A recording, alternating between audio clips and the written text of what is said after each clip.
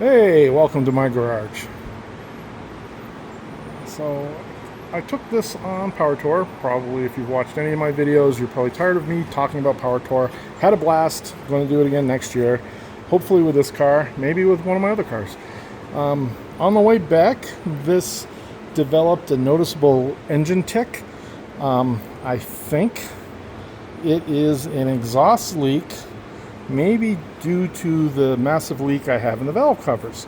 When I run this thing, it does smoke a lot from here, and when this thing is parked, it leaks a lot of oil.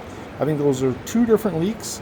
I'm going to try to address the noticeable tick in the engine by taking and replacing the valve cover gaskets first.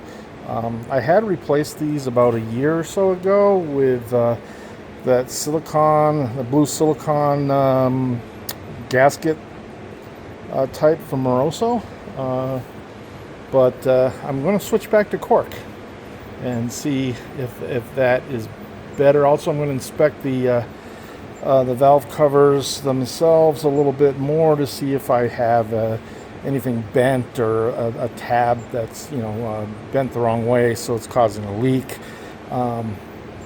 And if I don't find any major problems with that, I will then attempt to replace the exhaust gaskets. I did make a rookie mistake when I ordered them. I did not pay attention to the style. These here fit, but they're the ones where you actually have to take the bolts all the way out to install. I was expecting them to come with the ones that you could just hook on. You just you loosen up the exhaust manifolds and slip this on. But with my luck, the existing ones probably weren't the drop-in ones either. But you can tear the old ones out. So I'm going to struggle with these because that's what I have. If it takes me more than an hour or so, I will order the correct ones and let this project sit for a week while I recoup. But actually, it'll end up probably sitting for 2 weeks because I am on the road next weekend. So the first thing I'm going to do here is to get the air filter out of the way, or the air cleaner there out of the way, and taking off this valve cover anyway. The other one's not leaking at all, so I may just leave it well enough alone. I think I may also have a power steering fluid leak again. I took that one apart and kind of rebuilt it, put a new O-ring on it, and put a little bit of RTV in it. And it didn't leak during Power Tour, but I noticed while it's been sitting here in the garage, I am getting a little bit of power steering fluid dripping down onto the car that usually sits below this one. So that's not ideal either. I'll inspect that when I have all this apart. So I won't bore you with taking it apart. I'll see you in a second when this is all apart. Well, I think I still hear an exhaust leak. I'm really hoping that's an exhaust leak.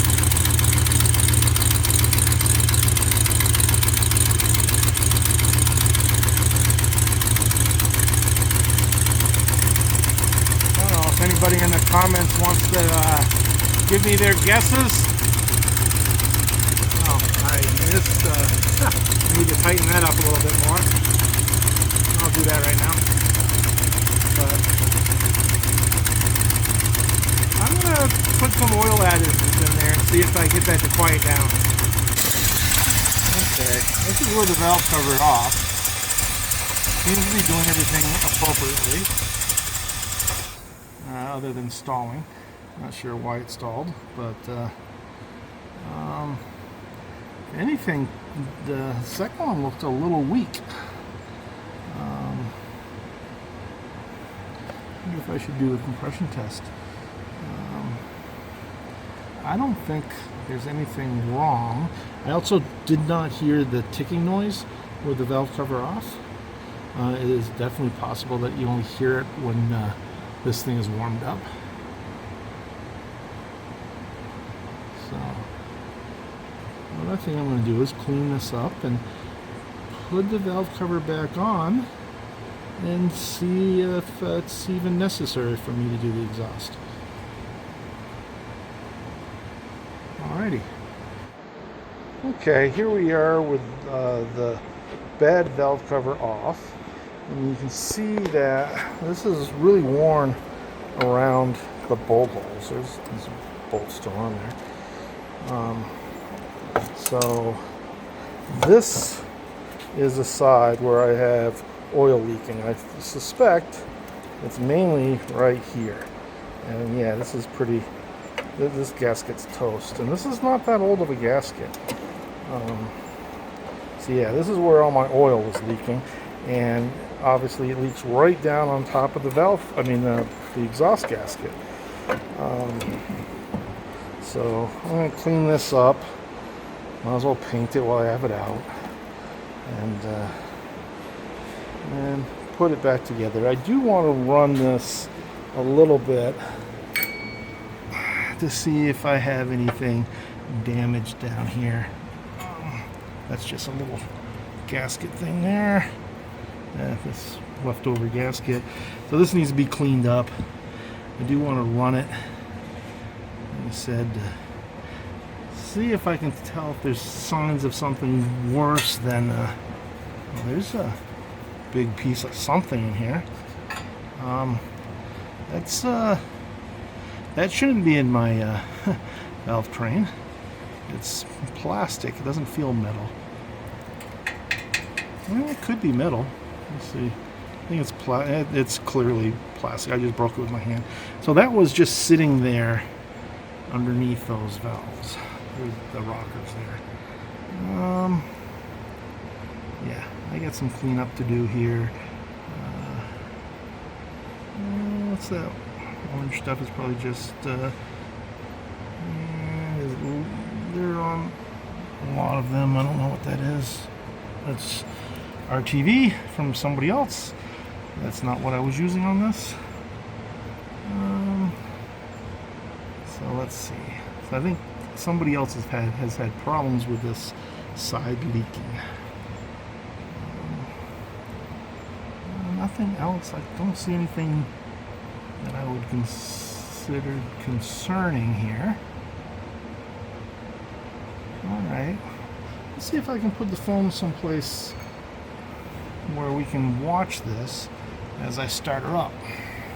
I bet you I can't. Let's see. Guaranteed as soon as I start this car, it's going to rattle all over the place and my phone will go flying. If only I had mounts and things like a professional YouTuber. Alright, let's see. How's that? You can kind of see the valve train from there, not really. The phone might stay put there. Alright, let me start her up and see what we can tell.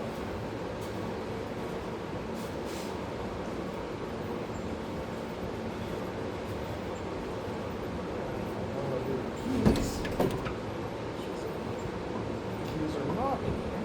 Over there.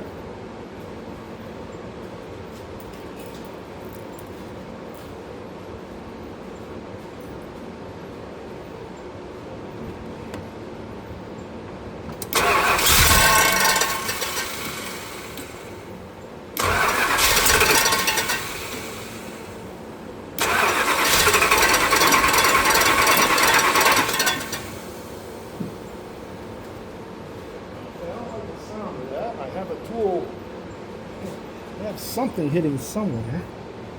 But, maybe that. Oh, I see. Okay, that should be better. I don't think I hurt anything. Camera's still rolling. All right.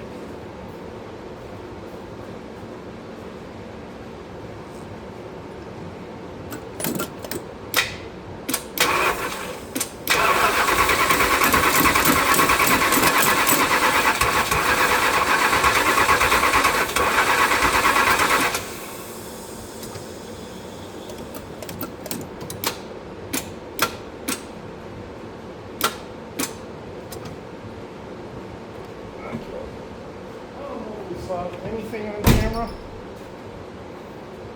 but I think I've run the battery down enough that she won't start. So I'll put the battery on a charger, and we'll see if we can get it. I just want to see this running with the cover off so I can inspect if anything is bad. It's possible that something's getting locked up in the linkage. Maybe that's not good for it. Obviously there's vacuum leaks right now because I have things apart. Alright, let me get the charger on. And I think that may have contributed to the valve cover leaking. More possible is, pretty sure these are the originals. These have been tightened down so much over the years that they're all proud of the metal. And if you look at it, I don't know if you can tell from here, but this is not level. This should be a level field here. Each one of the holes have been, that's probably one of the worst ones there. This one a little bit, and it's also crooked. I'm going to take a piece of wood and a little brass mallet and see if I can flatten these out so the gasket will seal better, and then put it in there and see how well it goes, and try to budget for a new set of valve covers. Valve covers are a lot more expensive than they probably need to be. This is the bottom of it. You can see that it has been, blowing oil and right into the exhaust, and then this has just been baking on there. I'm going to give up on my plan to repaint these because I don't have any more of this blue paint, and I don't feel like running to the store to get some. So I'll just clean these up a little bit and put them in. They don't, they little chip there, but no one's going to see that. That gets covered up by spark plug wires and stuff. So I do have a new pair of spark, or not pair, a set of spark plugs, as well as new wires that have been sitting on the shelf for a couple months. I brought them with me on Power Tour just in case I would need them. I ended up not needing them. I don't know if the car's going to run better with new wires and plugs, but I suppose it couldn't hurt.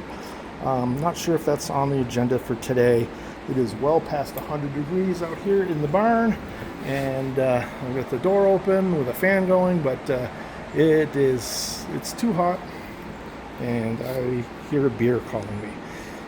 So I'll get this back and reassembled, and test drive this thing and see if she's in it. There's an exhaust bolt right there that seems to be covered in oil. Should oil be coming out of my exhaust bolt? Does that mean I have a cracked head somehow? Alright, I don't think just changing the valve cover gasket was the issue here. I'm going to let this thing run for a while and see if it burns out. There's oil everywhere. I wish I had a decent power washer that I could use out here in the barn, but I don't.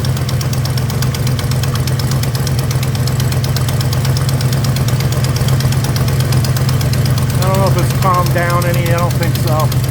But yeah, I don't know if I can get to that. I should be able to get to that bolt. Right underneath the brakes. That looks like the culprit there, though. That almost looks like that bolt is finger tight. Alright, let me let this thing down, cool off, and see what I can do after lunch. I'll work on them with the lift. The second thing, or the first step of working on this after I move the cars around, is I am at the height where working on the engine when the car's on the lift, even at the lowest possible point, is uncomfortable. So I think I'm going to be building a small platform out of a bunch of extra wood I have in this corner, I also love to move that wood pile to someplace more convenient in the shop, or maybe even an outside storage unit. So I have more room to park my truck. And the truck is sometimes kind of tight. I don't always pull it up as far forward as I could. So I could build a platform to stand on to gain me those 4 or 5 additional inches that I lose by having the car parked on the lift. Either that, or I could put the car where the truck is, but it is convenient to have it on the lift if I need to, access something from the bottom versus the top. It's very easy, especially if I have the engine semi-disassembled, so I can't move it easily. So I will probably build a small platform, and that will probably take me a lot longer than it should. Okay, that didn't take me as long as I thought it was going to, so I can't procrastinate too much longer. I now have a stand that's roughly even with the bottom of that lift. It's a little unfortunate, the placement of this hydraulic hose. I do not want to cut the plywood stand that I made here to go around it. So I will just hope that having this much more this much to stand on will be enough, and I think it will be. So I didn't want to get too elaborate with this thing, and I did know that the hose was there, so I think that will work. The majority of the engine, at least for this car, one-handed opening this up, is back there anyway. So most of the time I'm going to be over there. I don't think I need anything over here to, this is pretty much just a battery at this point. This is 4 foot long. I have more than enough wood to make hundreds of these, but I might put another one together for the front.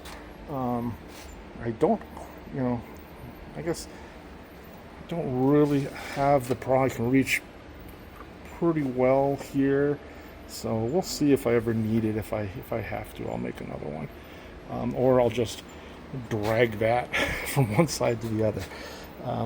But this is what I need to get to. So I was just watching Freiberger's channel, and he did the exhaust gaskets on a Roadrunner. He needed to pull the steering column out to get access. I'm hoping I don't have to. It doesn't look like the steering is in the way of the exhaust manifold.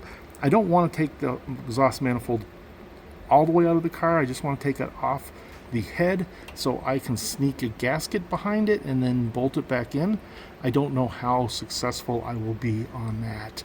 I don't want to have to disassemble anything.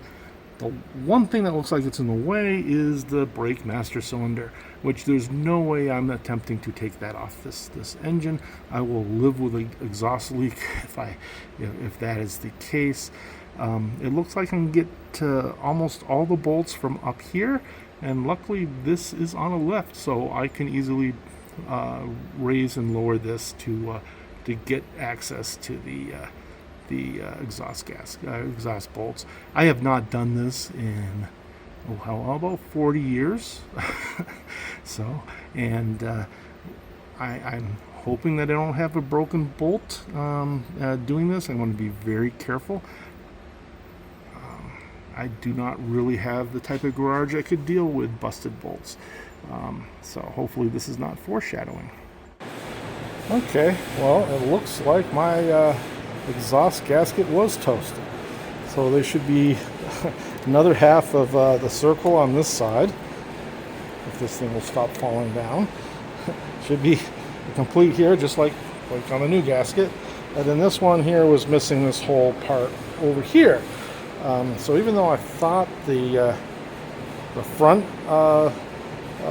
was where the exhaust leak is, I'm pretty sure I had an exhaust leak in the back as well. So I got most of the exhaust manifold off. but just enough to be able to slip this off the studs and get it off. So I'm going to go ahead and put a new one on this side. I'll take you over to this little step was worth making. So I got just enough of it out. Let's see if I can get a light over here. I don't know if that helps at all. Probably not. But I can sneak the other gasket in there. I'm wondering if I should put a little bit RTV in there. I think I'm not going to. I think I'm just going to put the gasket on and then button her up. And then see if that solved the problem. Okay, we have a little bit of a setback. So some of the studs came out instead of the nut coming off when pulling the exhaust manifold. Also, it looks like these are pretty worn. I'm not sure that this was holding the manifold in tight enough. This is actually the better of the two that came out this way. The studs that stayed in the exhaust manifold, I'm going to let them stay. But I could not get these to thread back into the head at all. They just were not lining up. I have a feeling that if I could put the stud in, then push the manifold on, I could get the nut on. But I cannot get the nuts off these. So I've got two of them that are like this. They've been sitting in PB Blaster for about a day now, and not working. It looks like the soonest I can get replacement parts for these is about 2 weeks. I was really hoping to get this reassembled for the Good Guys Car Show coming up next weekend. It doesn't look like I'm going to be able to. I'm going to let this sit in PB Blaster for another day and see if I have any luck. But looking at the threads on here, they look a little worn. So it's probably good enough if I can get the nut off. But yeah, I don't know if I want to do this job a second time. So I'm going to go ahead and order the bolts online. I saw that there's like probably a dozen people on eBay selling these, as well as Classic Industry and Dante's Mopar parts. So I'll order off one of those and see which one's going to get here the quickest and order that one. You can get the entire kit for about $50, anywhere between $40 and $50 online. I'm afraid that there's probably going to be another $20+ shipping on that, and I really don't want a number of bolts to be $100 expense. So I'm going to give this a try and order the cheapest kit I can find on online.